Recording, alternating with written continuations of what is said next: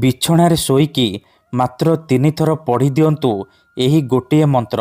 Guarantee ଦେଉଛି ସେ ନାରୀ 5 ମିନିଟରେ ତୁମ ପାଖକୁ ଆସିବା ପାଇଁ ବାଧ୍ୟ ହେବ। ଯାହା ଚାହିଁବେ ତାହା କରିବ।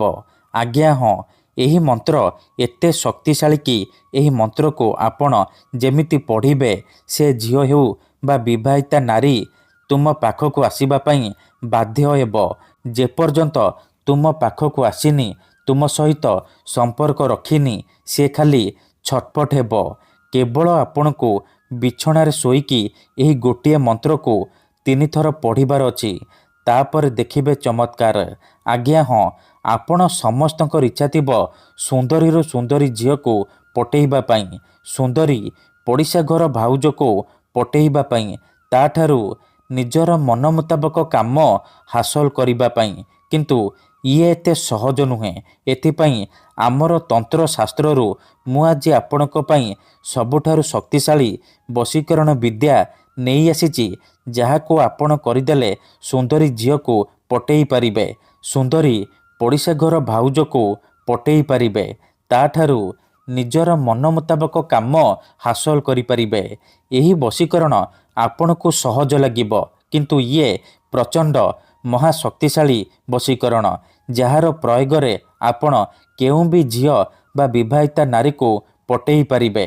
ଯଦି ଆପଣ କେଉଁ ଝିଅକୁ ମନେ ମନେ ଭଲ ପାଉଛନ୍ତି, କିନ୍ତୁ ଯେତେ ଚେଷ୍ଟା କଲେ ମଧ୍ୟ ତାକୁ ପଟେଇ ପାରୁନାହାନ୍ତି, ତାକୁ ନିଜର ମନ କଥା କହିବାକୁ ଡରୁଛନ୍ତି, ଆଉ ଆପଣ ଚାହୁଁଛନ୍ତି କି ସେ ଝିଅ ନିଜେ ଆସି ଆପଣଙ୍କୁ ଭଲ ପାଉଛି ବୋଲି କହୁ, ତେବେ ଆଜିର ଏହି ଭିଡ଼ିଓଟି ଆପଣଙ୍କର ଇଚ୍ଛାକୁ ପୂରଣ କରିବ।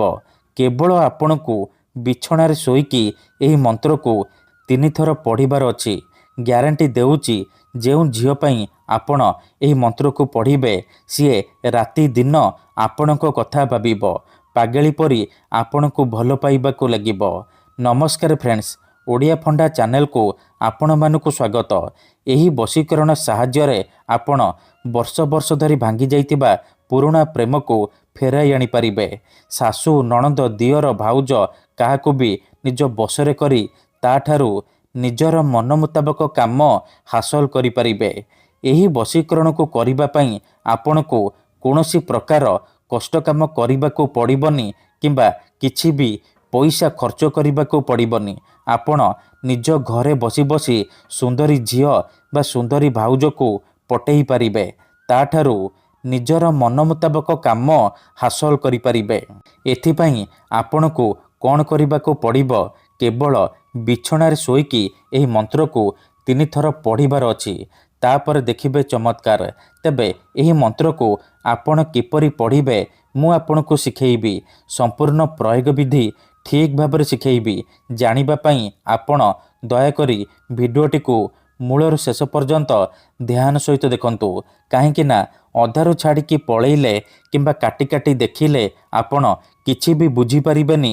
ପରେ କମେଣ୍ଟ କରିବେ, ଗୁରୁଜୀ ଆପଣଙ୍କର ବଶୀକରଣ କାମ କରୁନି। ତେଣୁ ଭିଡ଼ିଓଟିକୁ ମୂଳରୁ ଶେଷ ପର୍ଯ୍ୟନ୍ତ ଧ୍ୟାନ ସହିତ ଦେଖନ୍ତୁ, ପ୍ରୟୋଗ ବିଧିକୁ ଠିକ୍ ଭାବରେ ବୁଝନ୍ତୁ, ତାପରେ ଆପଣ ବଶୀକରଣ କରିବା ପାଇଁ ଯିବେ। ଦେଖନ୍ତୁ, ଯେଉଁପରି ଆପଣ ଭଗବାନଙ୍କୁ ମାନୁଛନ୍ତି, ଭଗବାନଙ୍କ ଉପରେ ବିଶ୍ୱାସ ରଖିଛନ୍ତି, ନିଜର ସବୁ ଦୁଃଖ କଷ୍ଟ ଅସୁବିଧା ଭଗବାନଙ୍କୁ ଜଣାଉଛନ୍ତି, ଯଦି ସେ ଅସୁବିଧାର ସମାଧାନ ନ ହେଲା ତାହାର ମାନେ ନୁହେଁ କି ଭଗବାନ ନାହାନ୍ତି। ସେହିପରି ମନ୍ତ୍ର ତନ୍ତ୍ର ହୁଏ, ବଶୀକରଣ କାମ କରେ, କିନ୍ତୁ ଏହାକୁ ଆପଣଙ୍କୁ ସିଦ୍ଧ କରିବାକୁ ପଡ଼ିବ। ପ୍ରୟୋଗ ବିଧିକୁ ଠିକ୍ ଭାବରେ କରିବାକୁ ପଡ଼ିବ। ମନ୍ତ୍ର ଠିକ୍ ସେ ପଢ଼ିବାକୁ ପଡ଼ିବ। ମୁଁ ଆପଣଙ୍କୁ ଯେମିତି ଶିଖେଇବି ଆପଣଙ୍କୁ ଠିକ୍ ସେହିପରି କରିବାକୁ ପଡ଼ିବ।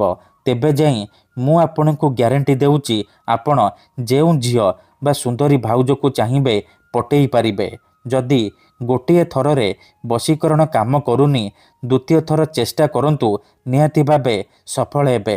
ତେବେ ଚାଲନ୍ତୁ ଜାଣିବା ଏହି ବଶୀକରଣକୁ ଆପଣ କିପରି କରିବେ। ବିଧିଟି ଜାଣିବା ପୂର୍ବରୁ ଯଦି ଆପଣ ଆମ ଚ୍ୟାନେଲକୁ ପ୍ରଥମ ଥର ଆସିଛନ୍ତି, ତେବେ ଦୟାକରି ଚ୍ୟାନେଲକୁ ସବସ୍କ୍ରାଇବ୍ କରି ପାଖରେ ଥିବା ବେଲ୍ ଆଇକନ୍କୁ ମଧ୍ୟ ଦବାଇ ଦିଅନ୍ତୁ।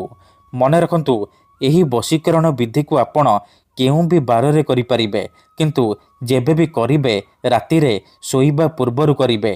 ନିଜ ବିଛଣାରେ ଶୋଇକି ଏହି ମନ୍ତ୍ରକୁ 3 ଥର ପଢ଼ିବେ। ବିଧିଟି କରିବା ପୂର୍ବରୁ ଭଲ ଭାବରେ ହାତ ଗୋଡ଼ ଧୋଇକି ସଫା ବସ୍ତ୍ର ପିନ୍ଧିକି ଏହି ବଶୀକରଣକୁ ଆରମ୍ଭ କରିବେ।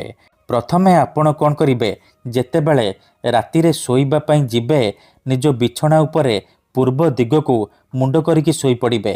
ତାପରେ ନିଜର ଡାହାଣ ହାତକୁ ଛାତି ଉପରେ ରଖିବେ ଆଉ ଆଖି ବନ୍ଦ କରିକି ସେଇ ଝିଅ ବା ନାରୀକୁ ମନେ ମନେ ଭାବିବେ, ତାକୁ ମନରେ ଭାବିବେ। ତାପରେ ଏହି ମନ୍ତ୍ରକୁ 3 ଥର ପଢ଼ିବେ। ଓମ୍ ନମଃ କାମାକ୍ଷା ଦେବୀ ଆମୁକଂ ମେ ବଶ୍ୟମ୍ କୁରୁ କୁରୁ ଫଟ୍ ସ୍ୱାହା। ଆମୁକଂ ଜାଗାରେ ଆପଣ ସେଇ ଝିଅ ବା ସ୍ତ୍ରୀର ନାମ କହିବେ ଯାହାକୁ ଆପଣ ପଟେଇବାକୁ ଚାହୁଁଛନ୍ତି। ମନ୍ତ୍ରକୁ ଆପଣ 3 ଥର ପଢ଼ିବେ। 3 ଥର ମନ୍ତ୍ର ପଢ଼ି ସାରିବା ପରେ ଛାତି ଉପରୁ ହାତକୁ କାଢ଼ିବେ ଆଉ ଛାତିରେ ଗୋଟିଏ ଥର ଫୁଙ୍କିଦେବେ। ଏହିପରି ଆପଣ ଲଗାତାର 3 ଦିନ ପର୍ଯ୍ୟନ୍ତ ରାତିରେ ଶୋଇବା ପୂର୍ବରୁ କରିବେ। ଗ୍ୟାରେଣ୍ଟି ଦେଉଛି ଏହି ବଶୀକରଣ କରନ୍ତୁ, ସେ ଝିଅ ହେଉ ବା ବିବାହିତା ନାରୀ ତୁମ ପ୍ରେମରେ ଦିବାନୀ ହେଇଯିବ। ଯାହା ଚାହିଁବେ ତାହା କରିବ। ଧନ୍ୟବାଦ।